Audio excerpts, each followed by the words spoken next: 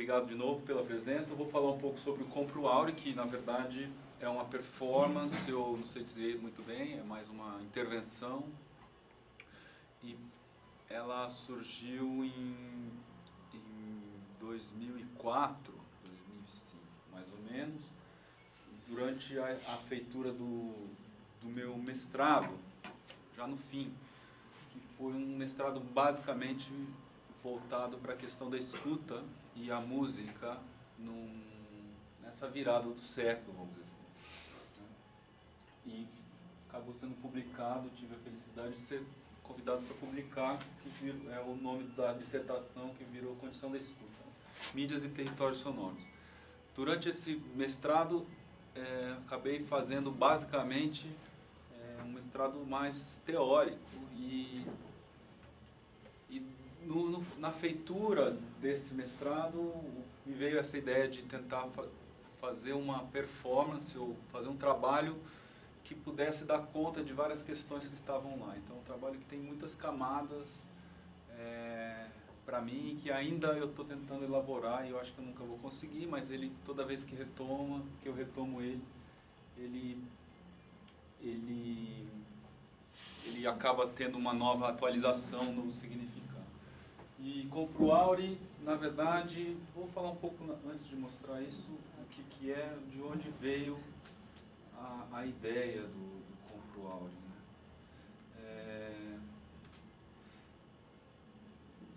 Tem alguns vídeos aqui, é um site, esse é o meu site, vocês vão conseguir ver algumas coisas ali.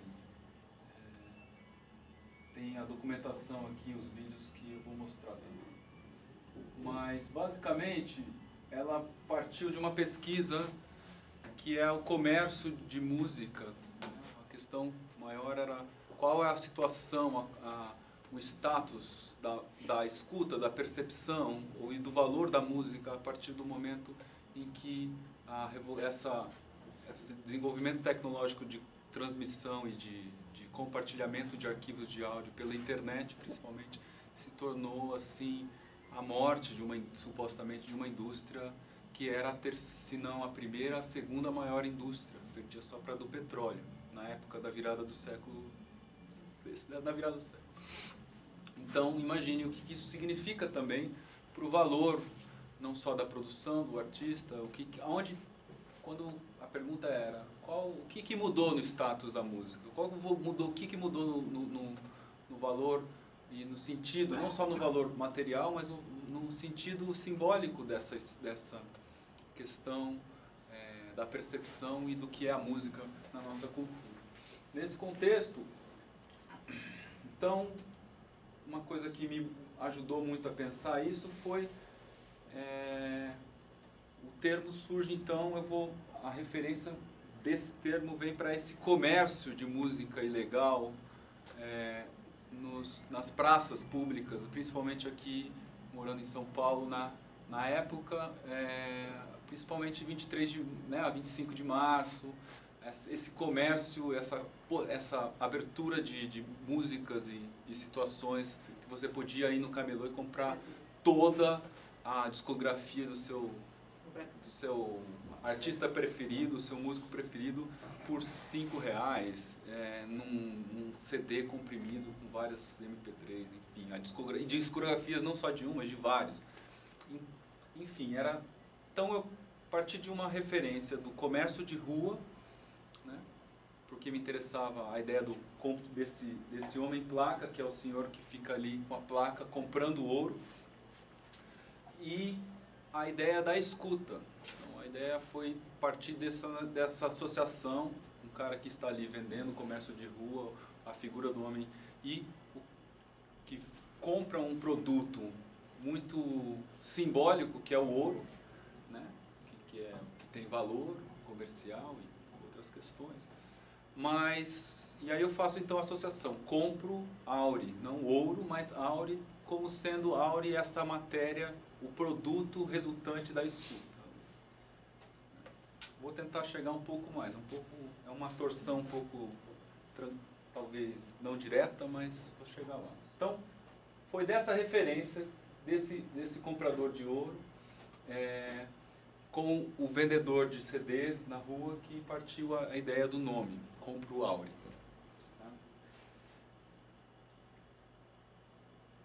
E a performance consiste no quê, né? Consiste em pagar o valor de uma música comercializada online, normalmente uma música popular, e que custava mais ou menos 90 centavos, ou 99 cents, ou 99 cent, como se fala em dólar? Cents, né? E que era correspondente normalmente a um valor de 3 minutos da duração da canção. Então o valor pago segue a média do preço dessas músicas comercializadas na internet, em plataformas da web como o iTunes, né, por exemplo. Então, eu vou mostrar um vídeo, acho que fica mais claro para perceber. Né? Então, o pano de fundo é esse mercado musical após a virada do século aí, e essas plataformas de distribuição, e esse mercado comum em qualquer lugar no Brasil que você ainda vai e consegue encontrar esses produtos. A música como uma situação mais acelerada. Acho que aqui já falei um pouquinho, né? O cenário é um pouco esse, que não é só uma questão que também é uma possibilidade de uma tecnologia do MP3, da compressão, da fácil distribuição. Então essa performance eu fiz ela primeiramente em 2004, 2005, ainda terminando o doutorado, ou terminando o mestrado ali, fiz na Paulista a primeira vez, não tive registro disso, fui lá na Paulista com as pessoas assim na rua, parando, entregando o tempo, né, o tempo de escuta delas, de 3 minutos elas escutavam alguma coisa. Vamos ver. Está preparado para o YouTube? Essa foi aqui no Sesc Pompeia. Opa, 2 GB.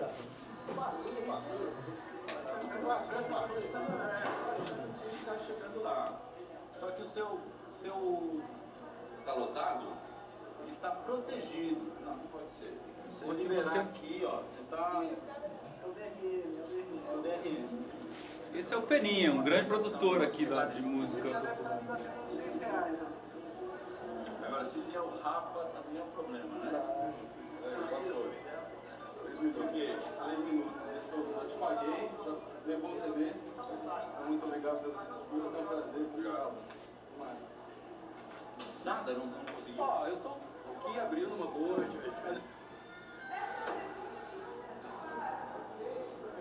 Conseguiu gravar, senhor? Conseguiu? Consegui, vou levar pra casa. Vai gostar, cara. Tá bem o seu dinheiro. Por favor. E aí, Cláudio, já pegou seu CD hoje? CD aqui, ele está dando CD mais de 1,50 para você ouvir nosso trabalho. Por favor, é de graça mesmo. É de graça mesmo, por favor, vai que o seu aqui é de graça. Você é inteligente, rapaz. Vai que o seu aqui é de graça, nem para cadastro, não tem que dar telefone, não tem que dar endereço, não tem que dar nada, só pegar. Fica à vontade, só pegar lá. Não tem endereço, nada. Fica tranquilo. Já pegou o seu CD, gente? Pessoal inteligente aí do Kills. Já pegou seu CD? Já pegou? Pega aqui, ó. Tá dando CD, mais 1,50 pra você. Não fazer cadastro, dar nome, CPF, endereço, nada. Então, uma ideia...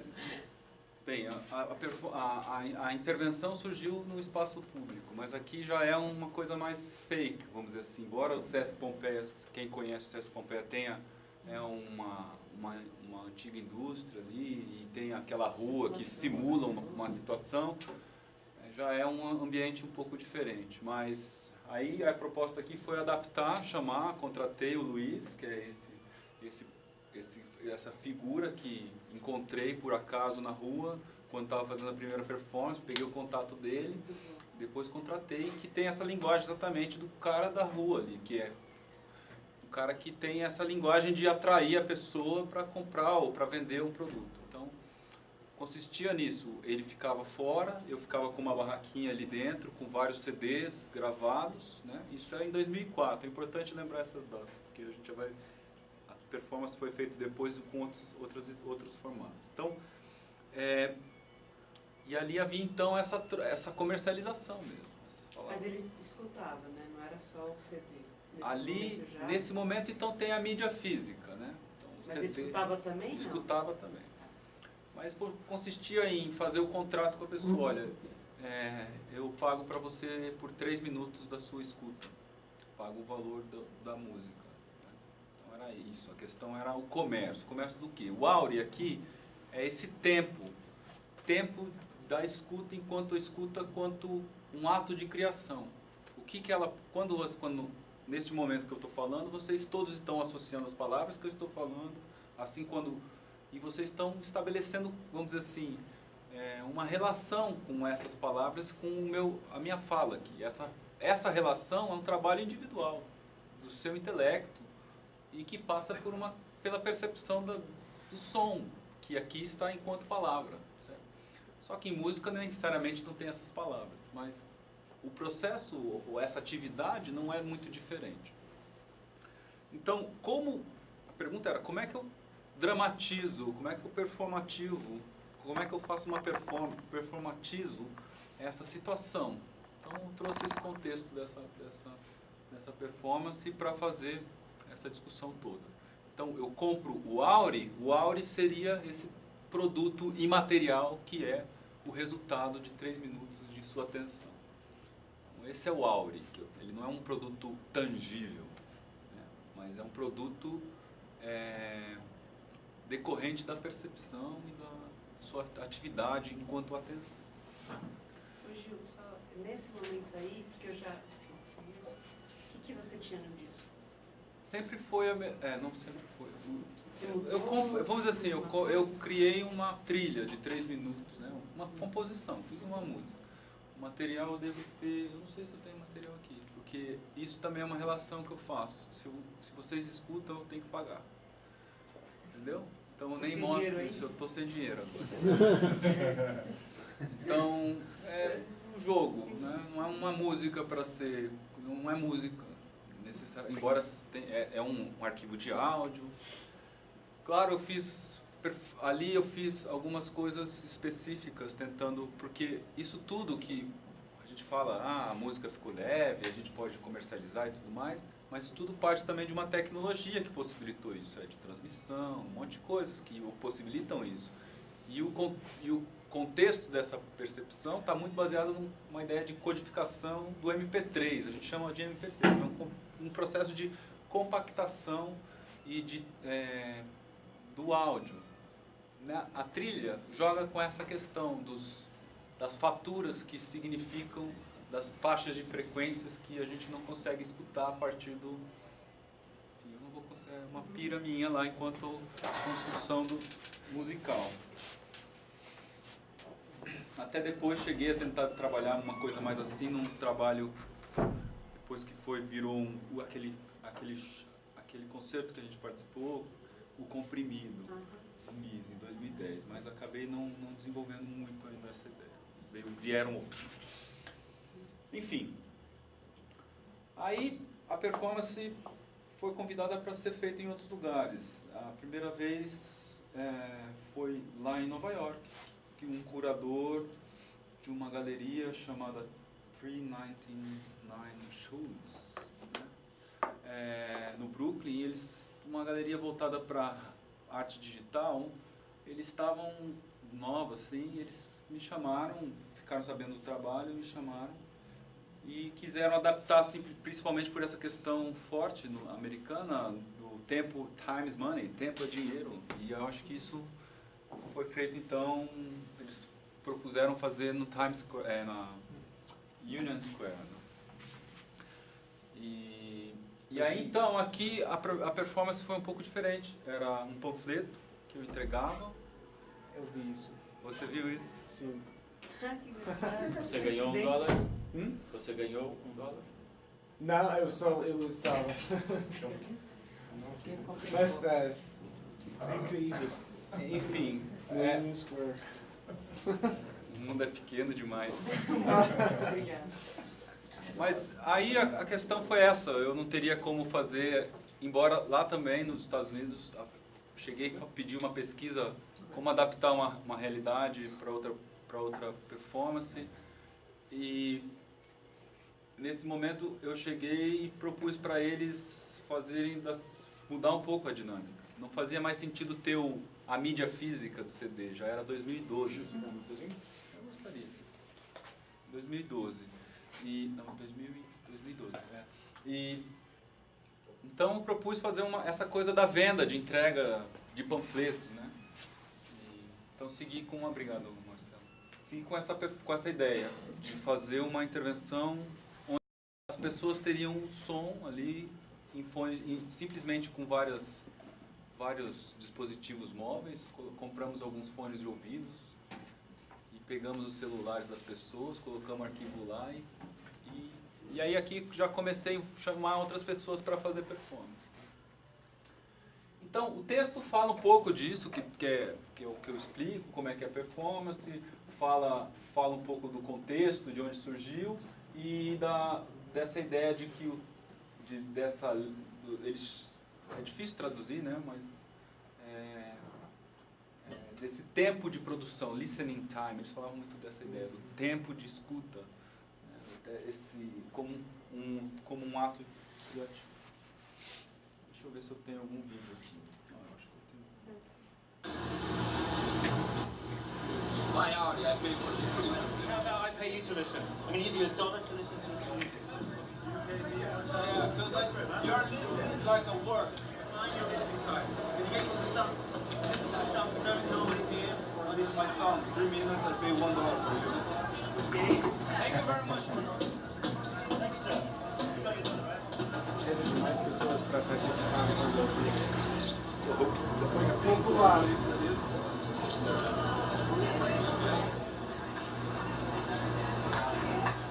Thanks for your time, yeah? Thank you. Have a good one.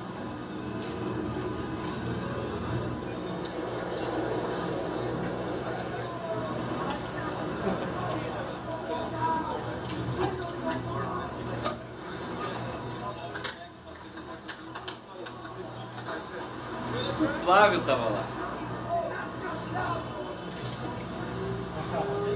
Oh, Gil, como funciona esse negócio?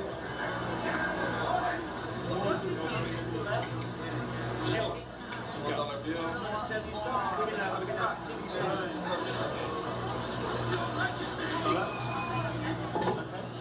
I'm have a song Teve que explicar para A polícia ouviu? Não, ela não quis ouvir. Deixa eu só atender aqui que tem um Carsten tá aqui, deve estar me ligando. Hi, Carsten. Hey. Say me. Okay, I'm talking here. I have a lecture here. In 5 minutes or in 10 minutes, I guess everything's here. Okay, wait outside, okay? No worry. I will be there. See you. Tchau. Desculpa, gente. Alemão perdido. Tá vindo pra cá? Tá vindo pra cá. Então, qual era a pergunta? Alguém chegou a fazer uma pergunta? Não, a polícia. A polícia. Então, a polícia não escutou. Mas eles permitiram. Eu fiz aquela pergunta, ele falou, ele não escutou. Porque, de novo, a questão da ilegalidade, fazer comércios ali na praça, enfim. Os curadores também estavam preocupados, mas eu falei, a polícia está aqui, gente.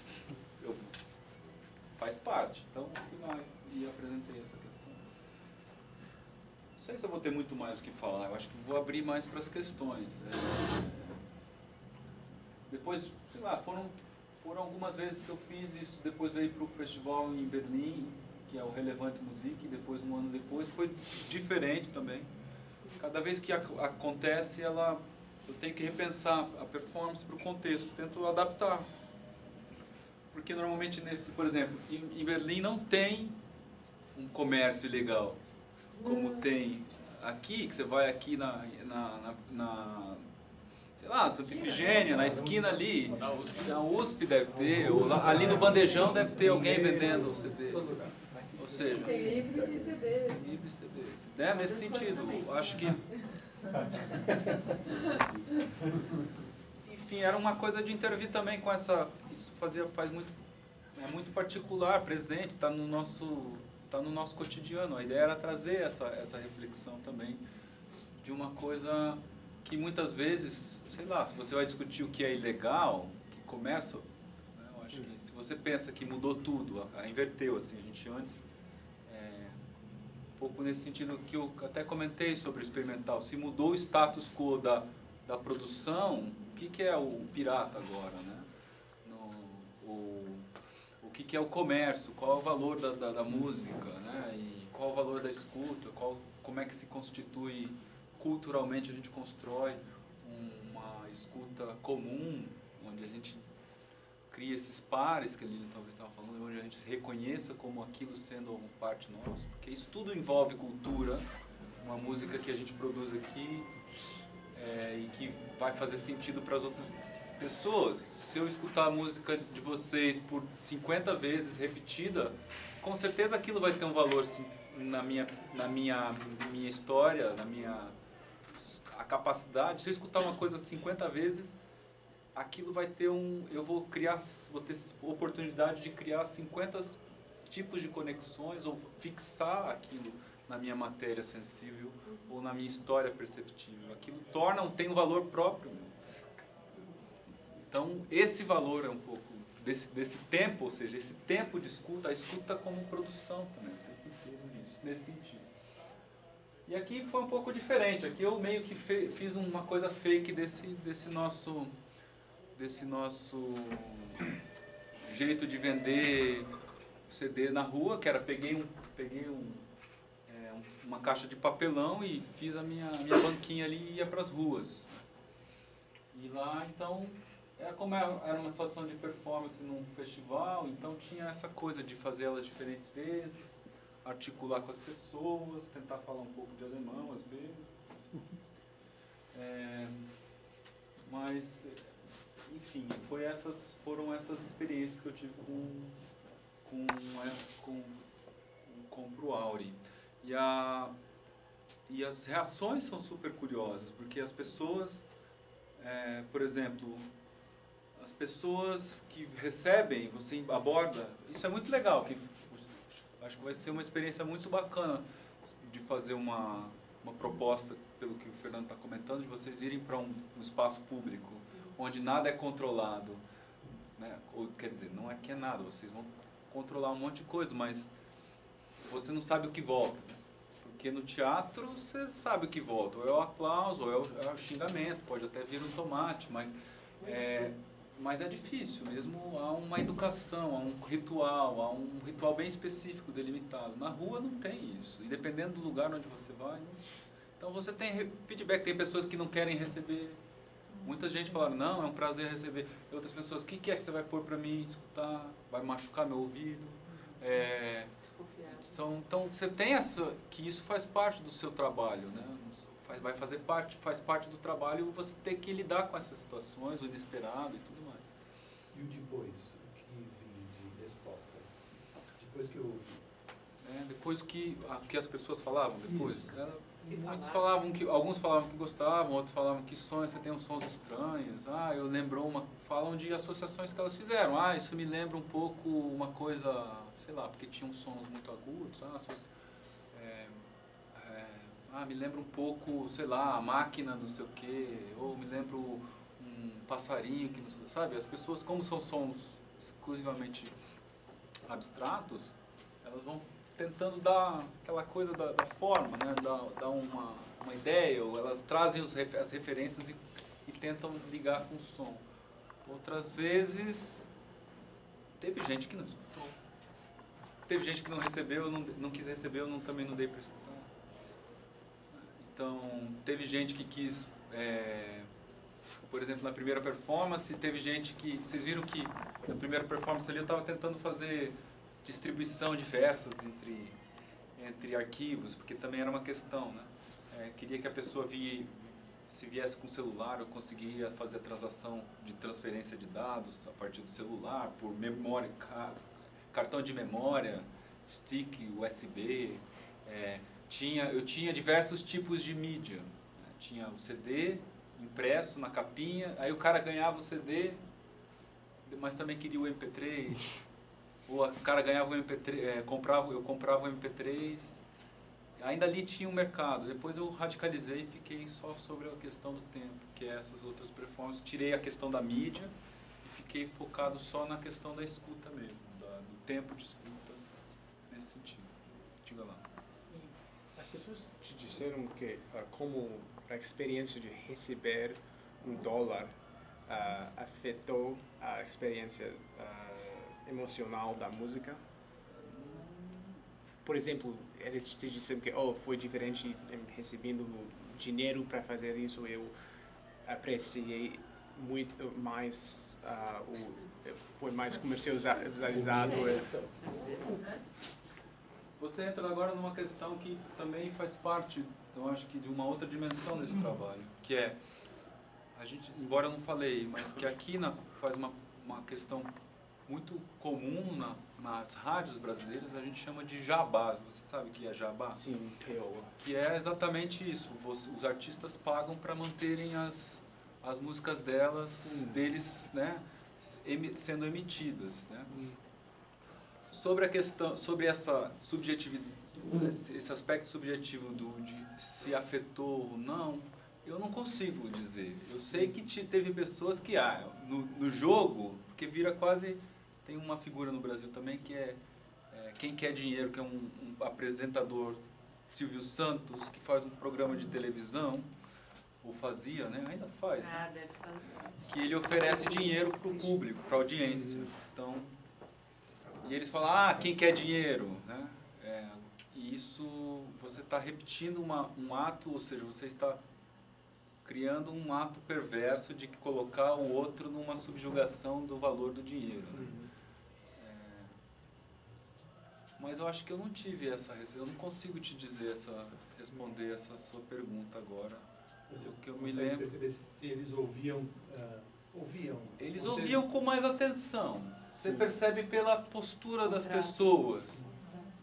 Ou não, o cara, por exemplo, o cara que estava com skate ali, com boné, típico adolescente que está na praça andando de skate, escutando o som, e tá ali, se divertindo. Tá bom, 1 minuto, 3 minutos, pega. Né? E não sei se ele está escutando, ele está ali, ganhou $1. Mas Também se tem não fosse isso. $1, ele ia ficar 30 segundos. É. Nem ia ficar os 3 minutos. E outra coisa, não quer dizer que ele está escutando mesmo. Aham. Ele está com um fone de ouvido lá. Isso não garante que as pessoas... Como ao mesmo tempo aqui. Imagino que todos estejam escutando, mas eu sei que alguém deve estar com o celular, ou pensando em outra coisa, ou sei lá, entendeu? Então- E o pessoal que não quis receber o dinheiro, você sabe por quê? Não quis? Eles falaram. Não, teve... Por que eles não queriam receber? Eles falavam o seguinte... Teve 1 ou 2 casos, para mim é um prazer, escutar música para mim é um prazer, eu não quero que passe por uma relação de comércio, né, que era a questão. Outras pessoas chegaram e falaram assim, até recebiam e queriam dar o dinheiro. Né, enfim, é curioso, ficava nessa situação sempre assim. Eu lembro em Berlim, nesse dia que tinha uma relação também de desconfiança, né? Que acho que aqui no Brasil talvez tenha mais, porque todo mundo desconfia, né? Sempre deve ter alguma coisa errada por trás daquilo. Mas eu lembro de uma senhora que, a hora que ela percebeu que tinha uma câmera, ela falou assim, não quero mais, não quero que grave, se vocês gravarem eu processo vocês. Isso é comum na Alemanha. Porque, Quer dizer, em qual Berlim, sentido, né, de alguém te dar €1 para ouvir um negócio e nada, né? Deve ter alguma coisa por trás disso. Gravando aí, você Reprogramar a mente. Eu tenho essa gravação, se você quiser. Olha, Eu desliguei a câmera, aqui está desligada, mas pus aqui, estava ligada. Sem querer estava ligada, ela ficou lá. sim, e coisas assim aconteciam do tipo... Isso diz respeito muito à cultura local, eu acho. Né? Em Nova York eu tive uma sensação que as pessoas eram muito abertas, ali na Union Square, né? As pessoas eram muito abertas, assim, me lembrava um pouco assim, claro, vamos lá, né? Um pouco mais despojada e sabe, ligaram. É isso aí, é isso aí. Teve um indiano que parou com Brasil, uau, é o futuro. Você no Brasil, é isso aí, tem que comprar mesmo. Vocês têm dinheiro, vocês são um país grande. O cara tem um monte de mais. Só 2012, se fosse 2015 mesmo. Se fosse hoje eu acho que não seria desse jeito, né? Mas... seria legal você falar, de repente, das diferenças dos lugares específicos, né? Se você vê alguma coisa em cada lugar e cada lugar, não só é na Union Square ou é dentro da galeria, ou um lugar aqui, é nos Estados Unidos, no Brasil, na Alemanha. Se falar um pouco das especificidades, pode ser legal. Porque parece que o formato da tua apresentação não só mudou devido à história que tu falaste das mídias e como é que as pessoas se relacionam com os mídias, mas também com a forma como cada espaço, ou cada país, ou cada cidade lidava com a ideia de comércio ilegal. Como é que essa coisa de existir e vender e tentar fazer esse tipo de contrato que tu estavas a propor. Tem a barreira da língua também, né? Que a gente não está falando aqui. Acho que tem isso. Mas a linguagem do corporal nesses lugares, nessa situação, é muito clara, né? Você chega assim, dá um panfleto e fala, olha, tem €1, $1, R$1 para te dar por 3 minutos. É uma coisa assim. Tem um som, aquilo ali. Tem um som, aqui tem 3 minutos para escutar. Eu pago €1 para você. Pode ser interessante. Bem, eu acho que... Deixa eu ver se eu consigo... essas todas que eu apresentei aqui foram situações de festivais, né? Ou de curadorias, né? Então, você tem que dialogar com os curadores. Então, a primeira coisa é essa. Curadores ou propositores e tudo mais. No SESC, eu acho que foi muito mais complicado, porque era a questão de lidar com a instituição que não pode ter comércio de nada dentro do SESC. Então, tem esses meandros, assim. Não pode... Podem vender CD, mas não pode dar dinheiro. Eu acho que a mais legal foi a da rua, que eu não tenho registro. Que foi a primeira, assim, aquela coisa que era isso. A gente chegava com uma caixinha, chacoalhava assim, falava, olha, estamos aqui, é R$1 para escutar aqui e levar um CD. Quem quer? Quem quer? E parava as pessoas na rua. Era uma coisa assim, dentro de um...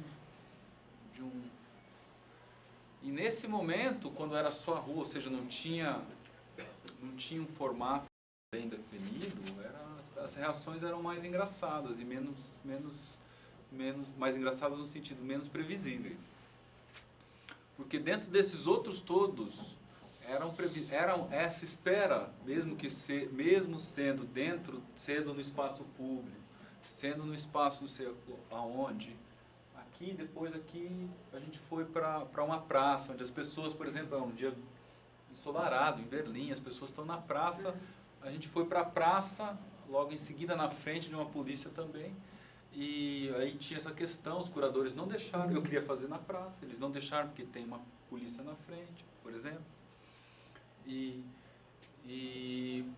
ali o que aconteceu foi que as pessoas estão relaxadas, sentadas, deitadas, fazendo piquenique ou indo com um livro para ler, entendeu? Aquele meio, aqui já é primavera, ainda aquele sol assim, o pessoal curtindo o estar fora, então estão ali relaxadas, e aí a abordagem às vezes era ir nas pessoas sentadas assim, era um domingo, era ir as pessoas sentadas, olha, tem um som, as pessoas não estão na rua ali, né?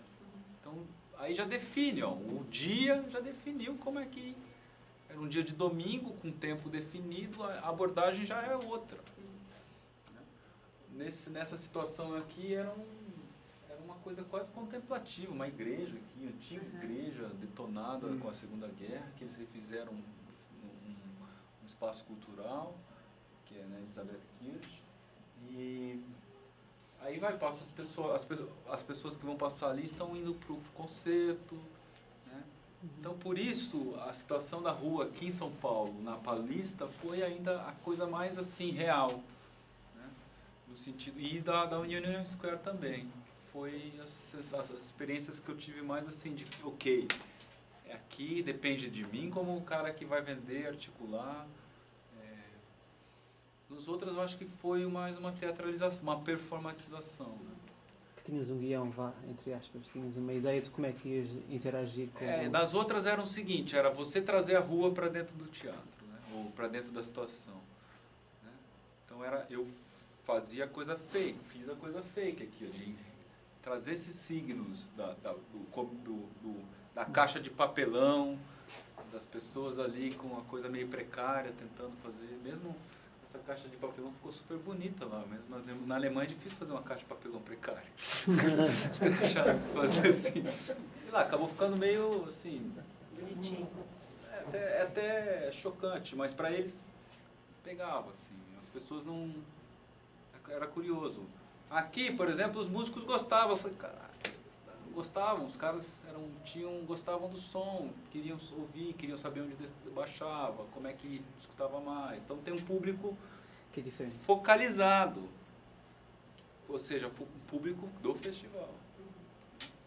Que é uma coisa que no espaço, imagino que vocês vão enfrentar essas questões, vocês não vão ter um público preparado para escutar uma coisa. Eu acho que isso tem que entrar como parte do trabalho. Até estou curioso para saber se posso propor alguma coisa. E assim, então não sei se eu estou conseguindo, estou tentando responder as diferenças ainda. Então tem essa diferença que a gente na música acha que a música está dada, está definida, né? Eu acho que o legal desse trabalho essas propostas é que quando você sai do formato, a gente, por exemplo, eu tenho a impressão, posso estar errado, mas se a gente pensa em mídias, e eu penso que o cinema tem uma mídia específica, né? Que é o projetor e a tela, né? A mídia está resolvida ali, né? No sentido de que o enquadramento do cinema é aquela caixa preta, como é para o teatro, né? Então a mídia está dada, ela não tem muitos lugares para onde o público ele está naquela situação e aquilo acontece o contrato audiovisual que se dá por ali, precisa dessa configuração. Na música eu acho que tem coisas parecidas se a gente pensar o teatro ou a situação de performance. Ela tem uma mídia, pensando o espaço como mídia tem um espaço definido, que é... E tu achas que neste tipo de trabalho existiam vários públicos, ou seja, existe o público que escuta, mas também existe o público que escuta a ação de outra pessoa escutar e da interação que tu dizias? Isso, aí os agentes são múltiplos. Né? Eu acho que você trabalha também com o soundwalk, imagino que você deva também lidar com essa situação de você tem uma proposta, mas você tem muitas variáveis que podem quebrar o seu contrato da sua ideia de performance. Que também, quando você define a ideia de performance, você define o meio onde ela vai acontecer, um meio idealizado por você. Nessas situações, eu acho que esse meio, essa mídia está sendo colocada, ela não está muito, embora para mim esteja muito clara, ela está aberta a sofrer variações e intervenções. E é isso. Eu não sei se eu estou ajudando ou estou piorando. Eu queria perguntar como é que foi. Esse trabalho está na sua tese, é isso? Não está em tese nenhuma. A partir da... Ela surgiu a partir de uma reflexão do meu mestrado, né? Ela vem, que é a ideia da condição. Eu escrevi uma descrição aqui, assim, até tentei fazer, mas aí eu acho que eu acho que o trabalho, o legal desse trabalho é que ele tem essas múltiplas, sei lá, cada hora eu consigo voltar para ele de um jeito diferente. Como tocar uma música, eu acho. Eu ia perguntar, aí não cabe, porque como você veria a relação da pesquisa e falar desse trabalho também? Essa relação, na verdade, teve uma época que ela dialoga com uma performance, um outro trabalho que eu até cheguei a convidar um artista chamado Bill Drummond, que é um músico irlandês e teve uma banda pop, assim, ganhava muito dinheiro com o comércio e tudo mais. E ele propôs, depois ele passou a fazer trabalhos mais na linha de fazer score, como é que é? Event score, exatamente. Ele fazia coisas mais escritas, compunha com partituras de ação, né? E ele fez um trabalho chamado No Music Day, Dia Sem Música. E ele fazia versões, não sei quantas vezes, ele propunha lá como assim, um dia sem escutar música. Um dia a gente fez, aí eu convidei ele para fazer esse trabalho durante a feitura do mestrado. Quando foi isso, mais ou menos? Isso foi em 2004. Não, 2004, 2005. Foi mais ou menos na mesma época. Então, estava curioso também. E esse trabalho foi uma coisa que também me abriu, assim, porque ele fazia propostas das pessoas, muito nessa onda de fazer proposições escritas. E vocês fizeram um evento aqui só sobre isso, não era? Foi com o Cardwell. Sim, são várias partituras verbais, né? Mas a gente não compôs partituras, o evento era realizar aquelas partituras que já existiam. E essa era uma partitura dele lá, fazer um evento, o que seria ouvir a música? A questão dele era, o que era você? E ele fazia isso antes do dia da música, que é dia 21 de novembro. Então ele fazia no dia 20 de novembro, ou seja, fazer um jejum sonoro, basicamente é quase uma coisa assim, fazer um jejum de escutar a música para poder reescutar ela de um outro lugar. Então é uma partitura nesse sentido mais de escuta, né? É uma proposição de escuta. Enfim, foi um cara que foi bacana dialogar com ele, e ele, enfim, ele tem um livro inteiro só de publicações de score. Se vocês forem procurar, ele também é uma referência nesse Bill Drummond. Mas eu acho que foi isso, essas referências. Se eu tenho mais uma. Acho legal a gente pensar nessa coisa do...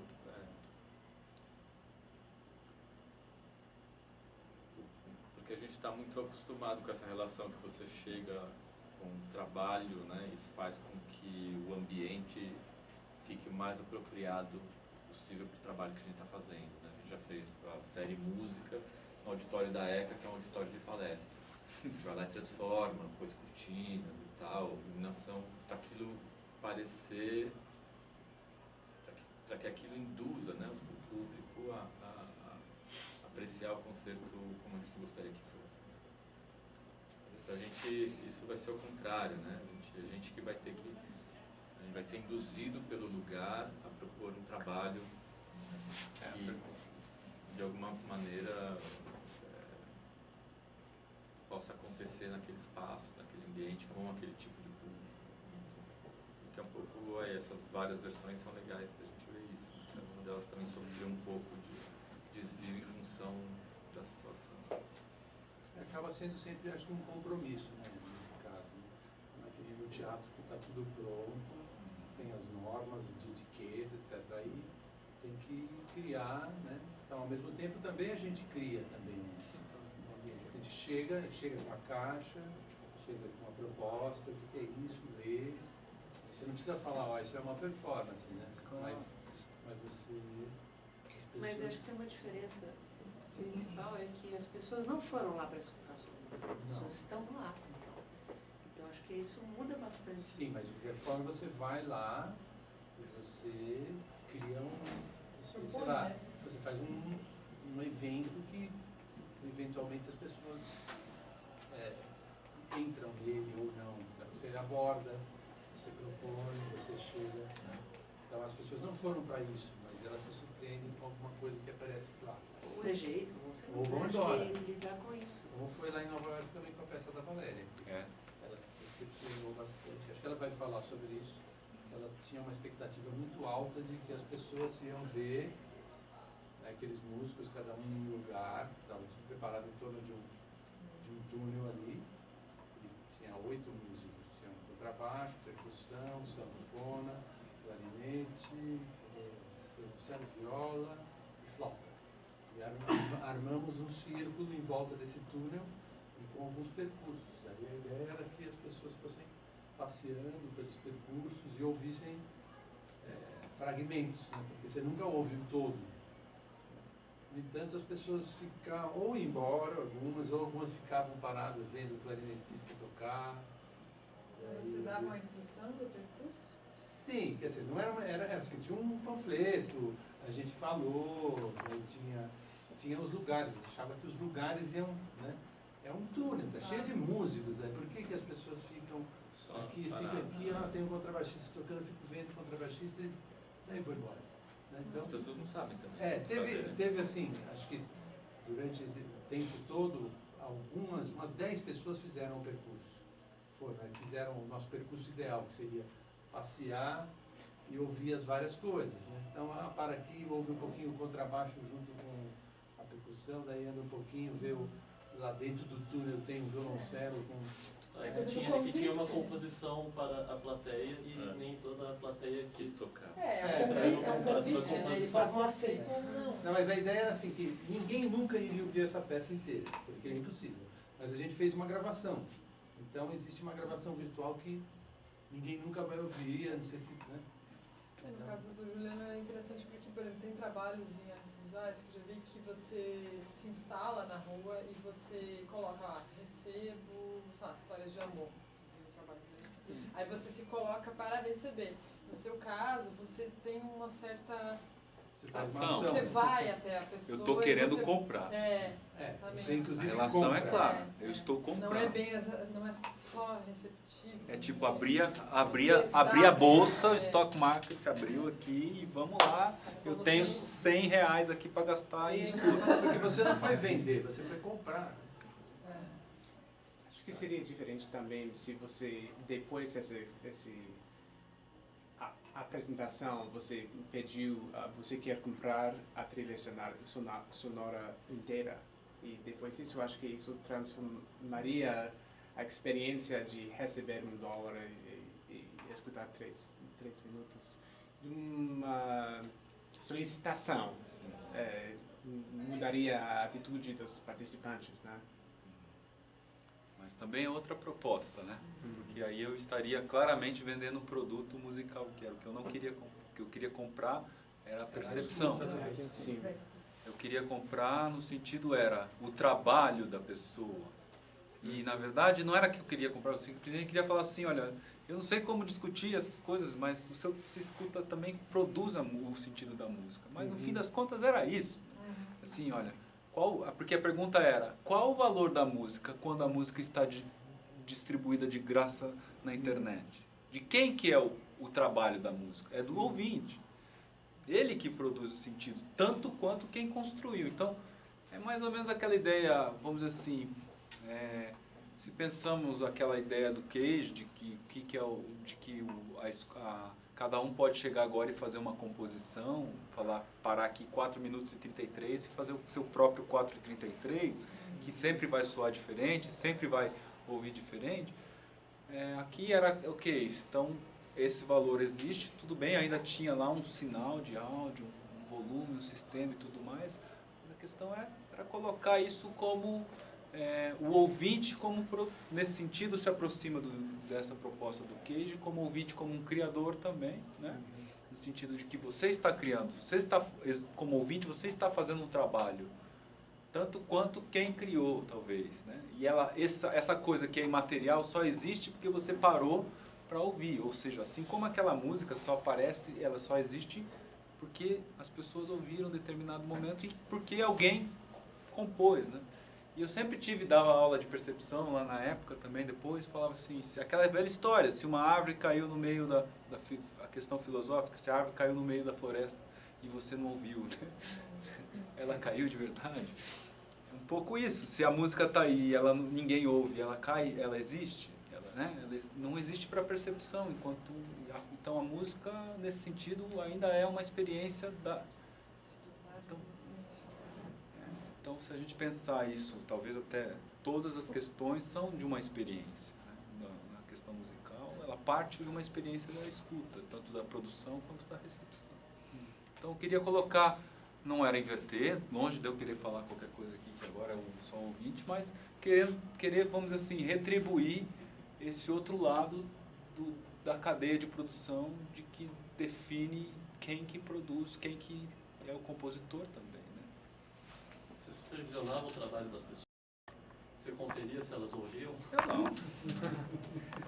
Longe de mim fazer esse Não, papel. se não escutasse inteiro, descontava 30 centavos. Eu vou te dar só 50 centavos. Tem uma Faz parte situação... de enganar, né? Faz parte do campeonato. Vou enganar esse cara. Eu não mostrei, é que eu não mostrei o vídeo inteiro, mas... Acho que tem, rola isso também. Tô vendo isso. E a, viu, Mário? Eu não mostrei o vídeo inteiro, mas tem um cara aqui, quem puder acessar depois na internet, tem o vídeo do Sesc, tem um cara que fica lá escutando, né? Escutando, tipo, ficou em loop, né? Fica escutando. Aí chega tava em loop, eu acho. Aí o cara chegou, o Paulo Hartmann tava ali do lado, ele chega e fala assim, ó, isso aqui tá batendo R$7. Eu já tava passando a dever, então. Ou seja, se fosse valorizar por 7 minutos... Ele queria escutar mais e receber mais. Eu falei, olha... Depende. Ele tem razão, Júlio. Verteu aí. Eu tô devendo para ele uns R$5. Se for contar agora os juros, então, 7, 8. Agora tá caro, né? E tem uma situação também que eu sou formado em psicologia e cheguei a clinicar. Quando eu clinicava, o que era o meu trabalho ali? Eu era o terapeuta, as pessoas vinham e eu era pago para escutar o trabalho, ou seja, escutar a pessoa no sentido da... Né, isso também me deu essa dimensão clara do que é o valor da escuta. E é curioso, tinha várias questões para mim, o que era então... O que mudou na nossa cultura quando a gente sai da cultura oral, vai para a cultura... Eu tenho umas interpretações muito particulares sobre o que é o significado da psicanálise, por exemplo, na nossa cultura. Para mim, é a restituição de uma cultura oral, que é essa relação ponto a ponto. Ei, Castro.